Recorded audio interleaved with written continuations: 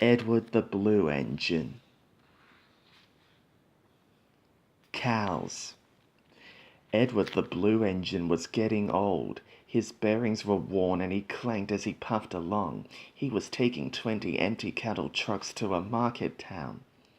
The sun shone, the birds sang, and some cows grazed in a field by the line. "Come on, come on, come on," puffed Edward. "Oh, oh, oh, oh," screamed the trucks. Edward puffed and clanked, the trucks rattled and screamed. The cows were not used to trains. The noise and smoke disturbed them. They twitched up their tails and ran. They galloped across the field, broke through the fence, and charged the train between the 13th and 14th trucks. The coupling broke, and the last 7 trucks left the rails. They were not damaged and stayed upright. They ran for a short way along the sleepers before stopping. Edward felt a jerk but didn't take much notice.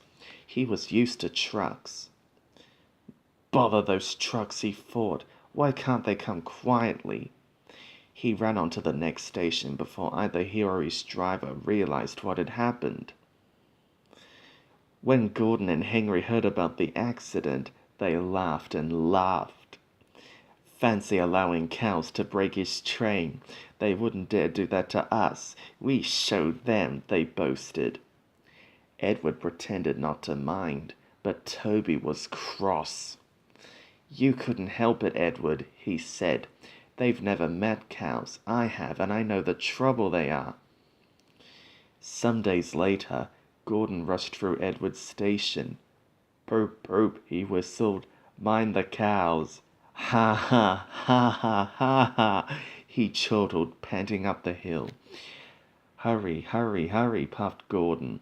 "Don't make such a fuss, don't make such a fuss," grumbled his coaches. They rumbled over the viaduct and roared through the next station. A long straight stretch of line lay ahead.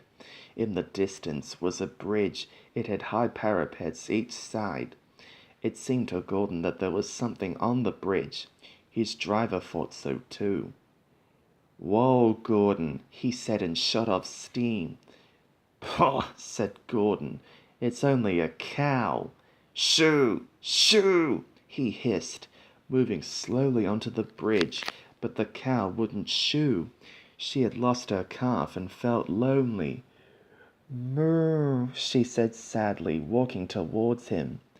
Gordon stopped. His driver, Fireman, and some passengers tried to send her away, but she wouldn't go, so they gave it up. Presently, Henry arrived with a train from the other direction.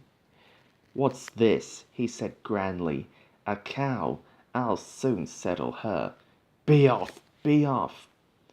But the cow turned and mooed at him. Henry backed away. "I don't want to hurt her," he said.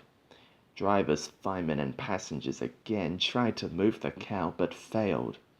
Henry's guard went back and put detonators on the line to protect his train. At the nearest station, he told them about the cow. "That must be Bluebell," said a porter thoughtfully.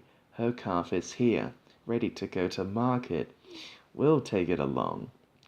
So they unloaded the calf and took it to the bridge. "Moo, moo," wailed the calf. "Moo, moo," bellowed Bluebell. She nuzzled her calf happily, and the porter led them away.